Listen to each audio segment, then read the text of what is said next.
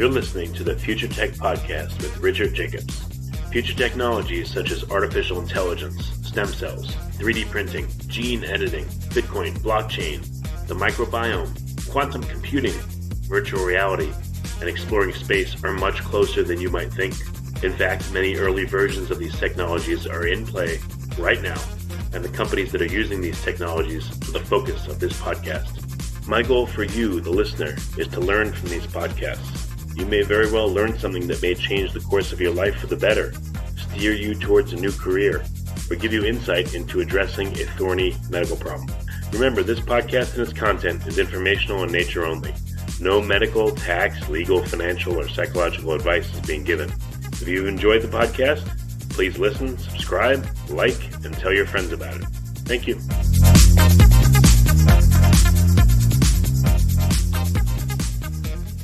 Hello, this is Richard Jacobs with the Future Tech and Future Tech Health podcast.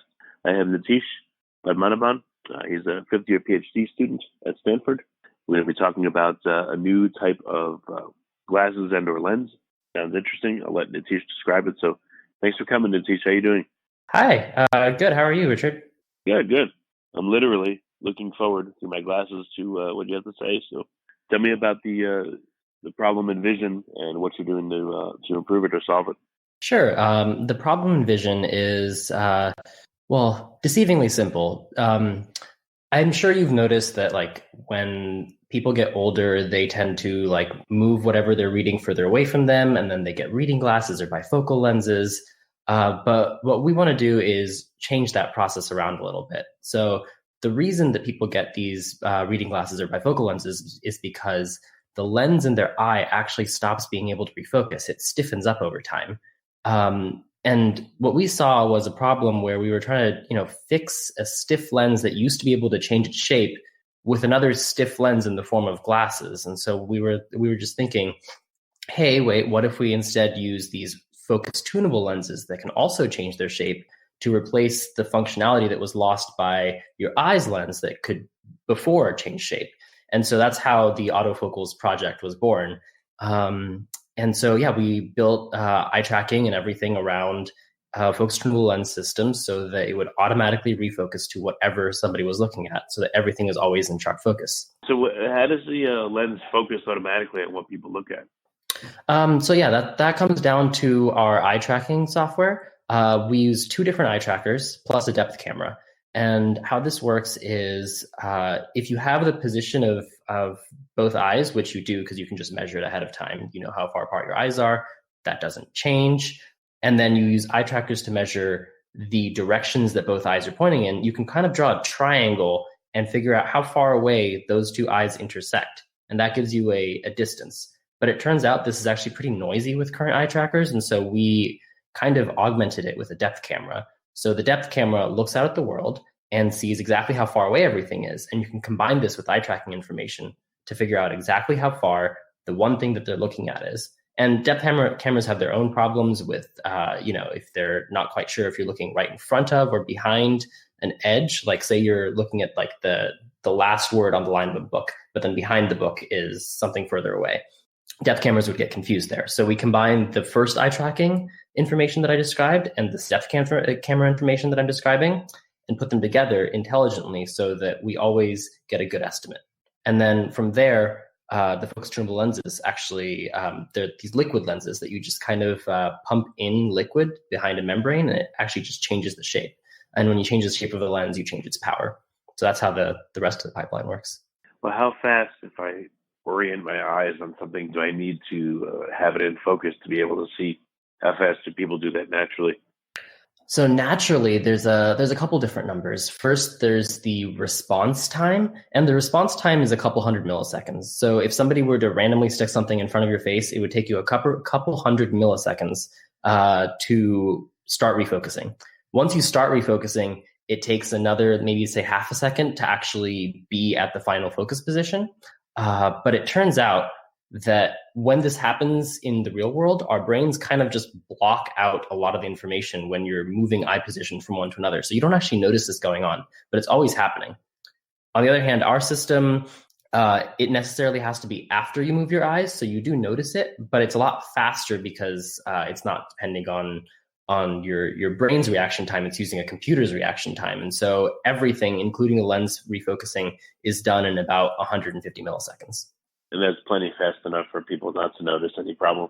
They do notice it because, like I said, it comes after, or after your eyes stop moving. But it's fast enough that people don't really seem bothered by it, which is what's important.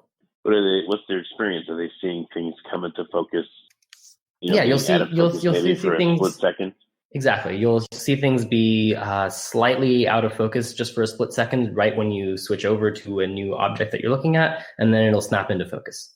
How do the cameras know where your eyes are looking? Like, do they look at the edges of your pupil, or how do they determine where your eyes are looking? So this is actually something that we want to work on in the future. Basically, there's a calibration process that you have to go through, and it's kind of lengthy. It takes about a minute every time you put on the headset that we have. Basically, you're asked to look at a bunch of targets on the screen in different positions, and it builds up a little map of, if they're looking at this target and their eyes in this position, but if they're looking at this other target, then their eyes are in this other position, and then they just interpolate between all the different positions based on what the current pupil position is afterwards. How come it's not a straightforward thing where you look, where the center of the pupil would be looking and, say, all right, that's where they're looking? Yeah. So this is one of those things where it turns out the pupil doesn't actually tell you where people look. So there are a couple of different things that you care about in gaze direction. And I mean, to simplify it, you kind of want to draw a line through your pupil to what's called your fovea. It's like the sharpest part of your vision on your retina. And this line actually varies between people and doesn't necessarily correspond exactly to the line from the center of your eyeball to your pupil either. And so even if you were to just watch the pupil move around to get like an idea of where the center of rotation is and draw a line through the pupil there, it still wouldn't quite be right. So because everybody's a little bit different, you have to do this calibration process. But ideally, you'd minimize it somehow so it doesn't take an entire minute. And then in terms of what I'm looking at, how far away it is, how would you ever know that? You can measure, an object in front of me, but I guess I would think you'd have to first know where I'm looking. Right. And then correspond that with the object I'm looking at to see how far away it is. Exactly. So part of this calibration also correlates that depth camera image, which knows how far away everything is, with the eye tracking information. So it's simultaneously doing a mapping from eye to direction to depth camera pixel. And so with that, you can kind of get an estimate based on the depth camera of how far you're looking. But importantly, you don't actually need this depth estimate. If you just imagine drawing a line between the two of your eyes and then drawing another line from each eye pointing in the direction of whatever object you're looking at, right? What the eye trackers are doing are giving you this pointing direction for both eyes. And so if you just follow those lines out until they meet somewhere in the distance, you'll actually get a depth estimate, which you can just draw a little triangle and kind of calculate the size of each side to figure out. So it's really just geometry at the end of the day. Well, since people see in stereo, the left eye is seeing differently from the right eye. I mean, do you have to independently calculate where both eyes are looking? Or once you get one eye, based on the distance the other eye's away, it's looking at a complementary angle? No, we have to use both eyes. So we actually have an eye tracker for each eye so that we can independently calculate that angle. With the depth camera, you can theoretically use one eye, but like I said, you really want to use both because both of them have their drawbacks so that you get the best information from both parts. Okay. So what are some of the parameters you want to improve to make this better? Like you want to reduce the time to focus, from the 150 milliseconds down, or is it the initial calibration?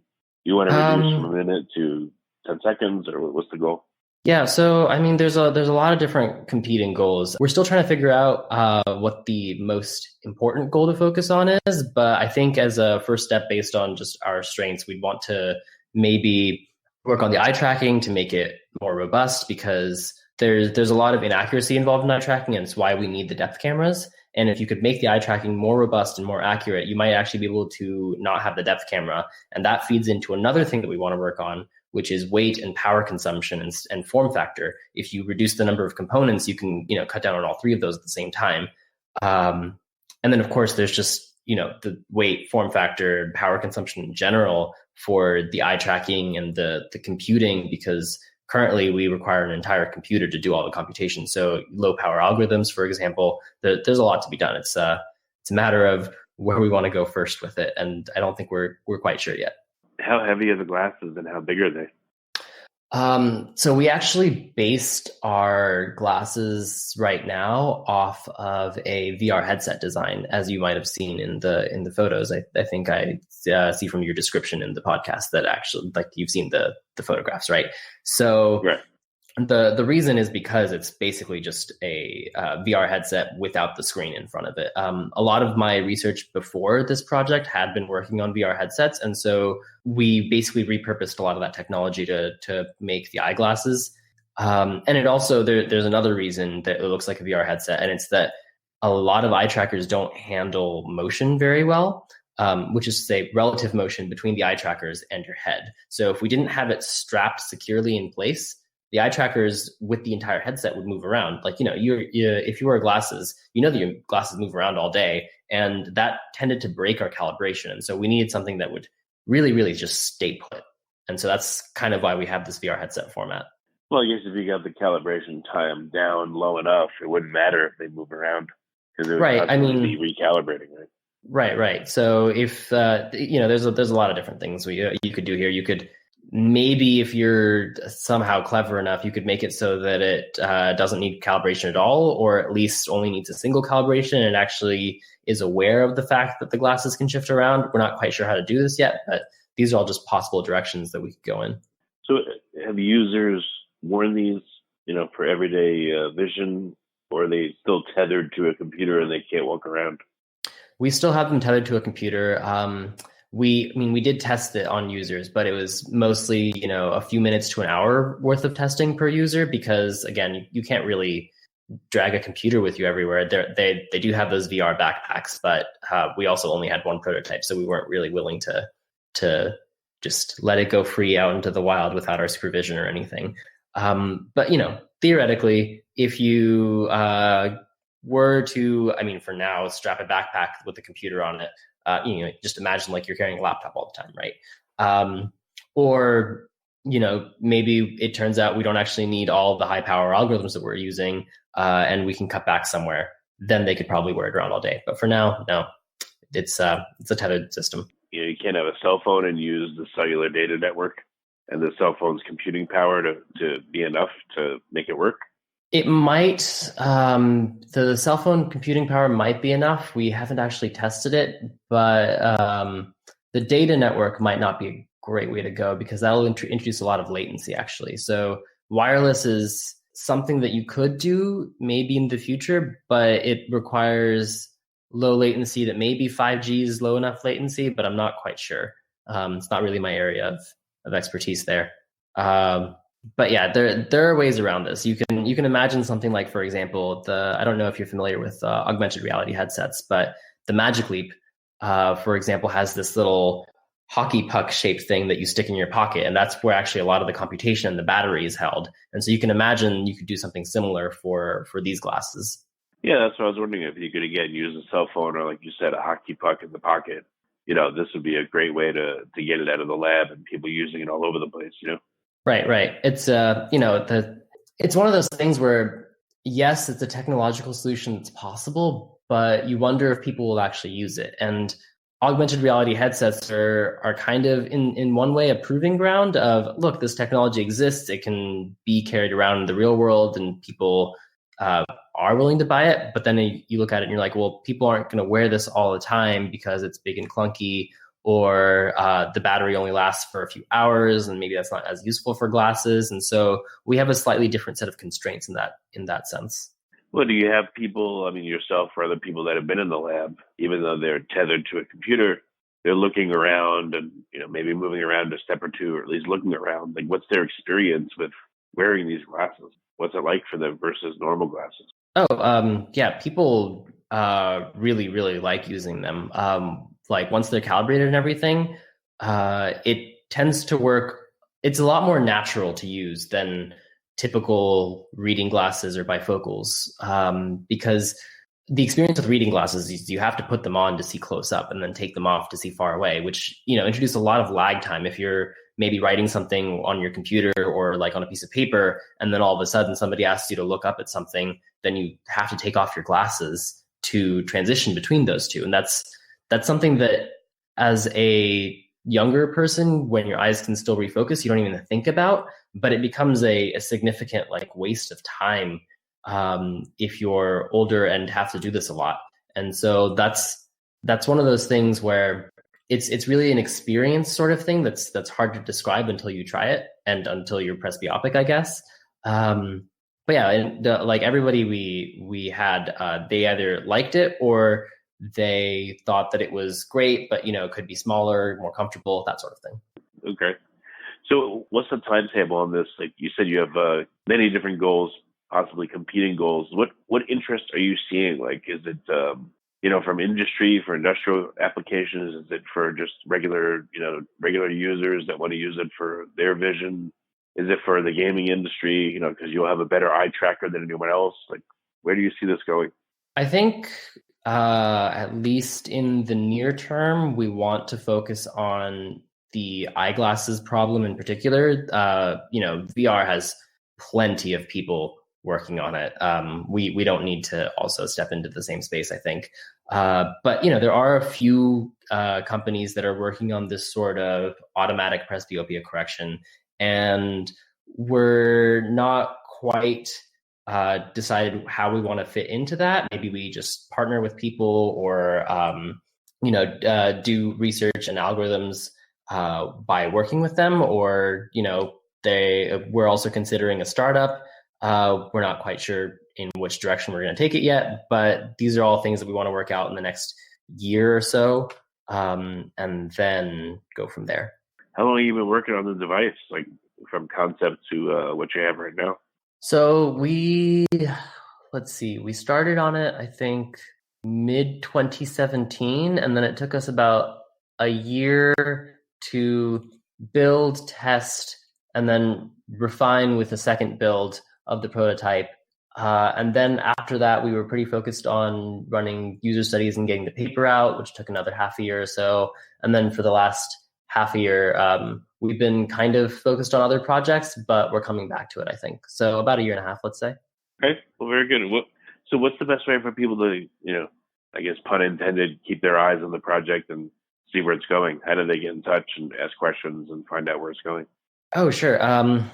We are always open to email, for example. So if you search my name online or just the Autofocals name, our papers and our lab tend to come up.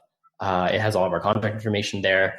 Otherwise, I'm sure once we figure out what we're doing, we'll launch a website. So keep your eyes open for that.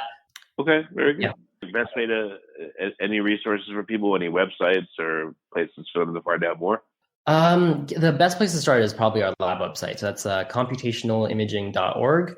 You can also just Google Stanford Computational Imaging. And our publication is linked on the website along with a bunch of photos and videos. Okay. Well, all right. Very good. So Nitish, thank you for coming on the podcast. I appreciate it.